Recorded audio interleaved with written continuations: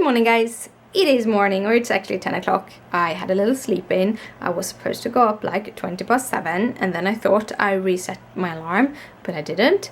So I wake up 20 past 8. I like, shouldn't my alarm clock ring now? And then I looked and I didn't put my alarm clock on again. Oops. But it wasn't that bad because I've been up for about an hour and 40 minutes, and I'm really not supposed to go from home until an hour. But I think I will be going in just a few minutes, so that depending on I will be start working at around 11, and then I will have my meeting, and if the meeting makes me sit there for more than 4 hours, then that's how it is, and then I will kind of work less hour another day. So that is the plan anyway. I wanted to talk to you about kind of YouTubing and craft YouTubing and just a thing. I'm not going to go into deep because I think sometime along the way I will do a proper YouTube video about it on my craft channel. But I was watching a Periscope about YouTubing and craft YouTubing by Sandy Anok, and she kind of pulled up a few things that I haven't even reflected about, that made me kind of wanting to change things up on my channel a little bit more. The whole thing was that she had a lot of good pointers about YouTube crafting in any way, and a lot of those I already are making in my channel, and I'm trying to get a schedule. Haven't really been working the last month, but I'm hoping to this month and forward I will have that proper schedule of 2 videos a week and all that, and we'll see how things will evolve. But anyway, one of the things she talked about was hauls, and how the reason why she isn't doing hauls is that it creates misogyny. Basically, my English is pretty bad today, but basically people feel bad because they don't have the funds to buy all the things that is shown in the hauls. And I never reflected over it that way, and I probably should have. When I was younger, I had sort of a shopping addiction. I have never borrowed money. I have all these strict rules in my life. I talked about this before.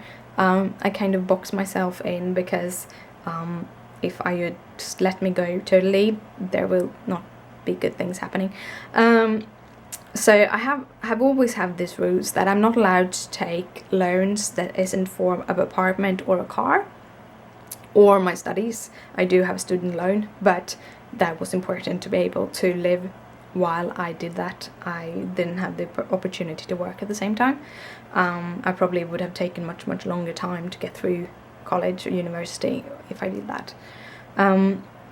But I do not buy things to pay off. I save to the things I want to buy, and then I buy them for my money cash.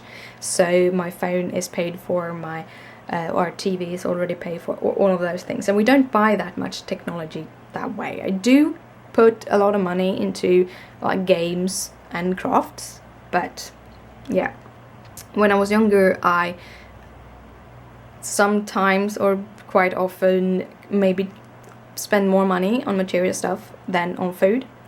Basically, some month I had no money left for food because I shopped so much. It did work because I worked in restaurants, so I got food from there, but it wasn't the best deal. And I had the issue, it took me a lot of years before I started to kind of figure out that I could save up money and stuff like that. And coming from that point of view, I don't want to make people both feel bad because they don't afford things, or actually buy things even though they can't afford them just because of my hauls. And I kind of reflected over that all my channels, including this, should reflect the person that I strive to be, kind of. I don't want to I don't want to send the wrong message, sort of. So I will probably remove all the hauls from my... I don't remove the videos that's all there, but I will not do any more hauls on my craft channel. I will show you my cross-stitch things, but that is mainly because when I buy things, I buy them for a very specific project, and that is kind of the kickoff for that project, showing you this is how the materials looks, and this is the pattern I'm using, and then you can follow me through that journey of that creation. So it's in that way that is a kickoff, while if I just do a haul from my craft stuff, for example, you would see all my sticky things and all my stamps and all my papers. Instead, you are going to get them like portioned out while I'm doing my creations. So if I bought new pattern paper and I've used it in a card for a video, then you will see it in that card for that video. But I don't make a specific video for showing what I bought that time. So I think that is a kind of good trade-off for all of that, and it makes me feel a little bit more comfortable, because I have had that little not feeling. The reason why I've only posted my craft hauls on Saturdays is because I don't want them to be a part of my regular schedule. I want that to be card tutorials, so it's not that hard just to remove them completely. But as I said, I will have the walkthrough through the Simon Says Stamp kits every month, but try to do some creations with it at the same time. But yeah, that's kind of my very chatty morning, and that took a whole bunch of minutes, and I am now going to kind of pick up everything and go to work. So good morning, guys. I hope you have an awesome day. Well, guys, I'm finally home. It is 20 to 5. I'm gonna go and grab a coffee before I do anything else, because otherwise it's be too late for me for coffee, and I need my coffee. I really like coffee. I think that's the whole thing. I'm even been thinking about getting decaf, just to reduce the amount so that I can get my cup of coffees without thinking about if it's before and after sex and stuff like that. So I can join. There are a lot of people I know that drink coffee after sex, and I can't do that because then I don't sleep. So, but it's gonna be an ordinary coffee. And the reason why I'm home a little bit later than I thought was because when I got home, in the mailbox I have the postage slip for the box. This is from China. This is my button machine. So I'm gonna fix my coffee, and then I'm gonna unpack my button machine, and hopefully it's everything that I wanted.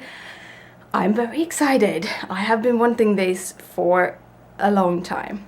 This makes fabric covered buttons. I've been thinking about getting a real button maker that makes those kind of like buttons you put on you, because I thought then I can do some prints and do buttons that way. But that kind of machine costs about 3 times this machine, so it will have to wait until I have earned more money on my needle minders, because I thought then I can do printed needle minders also, sort of. So yeah. But that's all like future ideas. I actually have a lot of plans for my store and to expand it and stuff. But right now, I am going to do hand cross-stitch buttons. But first coffee, and then I'm going to show you the machine when I open the package. Well, guys, over there you see my little machine. It's on the table. Apparently I badly need to wipe it off. It comes directly from the factory that makes it, so the kind of the button maker thing is where you push down the fabric on the 40, on the 40 size 44, which is the smaller one. It worked perfectly with my cotton fabric, and then I took my beautiful little hummingbird that I stitched that I wanted to make one with, and it wasn't clean inside, so it destroyed the whole thing. I have actually stitched up, I have 3 more, so I will have 1 less of my hummingbirds. So tomorrow when I get home, I will have to clean out the forms, so that I have already dried it with paper and I got a lot of grime from it, or it's like rust or something like that. So hopefully if I just try to wipe it clean, it will work out. Another thing I did today, which I didn't talk about you guys, is that I actually colored some fabric, and it did not turn out the way I thought it would. I really like it, but it absolutely didn't turn out the way I thought it would. I now realize I'm going to need to buy the color in the bottles instead of the powder one, because it's very obvious that I don't get it dissolved properly. So I have to buy that, but also it was a teal, and the packaging has a greenish teal on the outside, which I really liked, and which I thought, but if you lighten that up a little bit, that would be perfect for my Halloween cards. I colored it. It's teal, bright teal, not as grayish, kind of muted as I thought it would be. It's bright teal, really strong, which is really beautiful color, but it wasn't really what I was after. But I will use the fabric, there's no doubt about that. I do have a couple of rolls left of my tan, so I might actually do some Halloween creatures on that, but it's beautiful. But I wanted to show you that in natural lighting. I took a photo with my iPhone, and it turned out much more blue on the iPhone than in real life. So I'm going to try to take some photos of it, and it's going to be so beautiful, and it's going to be so awesome. Yeah. But right now I'm going to head to bed, so good night, sleep tight, don't let the bed bugs bite.